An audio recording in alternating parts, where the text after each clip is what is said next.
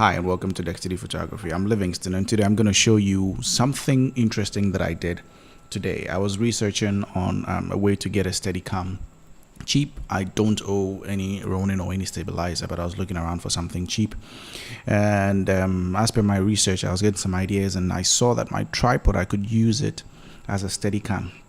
I say steadicam just by virtue of its name. It steadies the cam. I'm not referring to the technical name of, you know, the whole branding and all that stuff.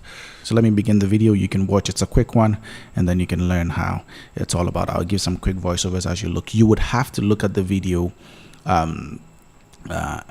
It's just like under 1 minute, so you just look at it the whole thing again. But when you look at them, the first video, like whilst you're looking, look at the first video, and then when you come back again, look at the second video. Then you can tell how smooth they actually are. So let's watch it. So as you can see, I start from the room, I go low with the handheld, and then I move outside. Now look at how the camera was shaking in the first video. That's the handheld one. See how shaky it is.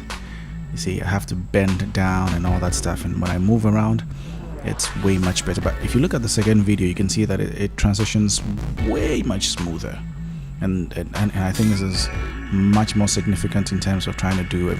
Look, do you see the hand video?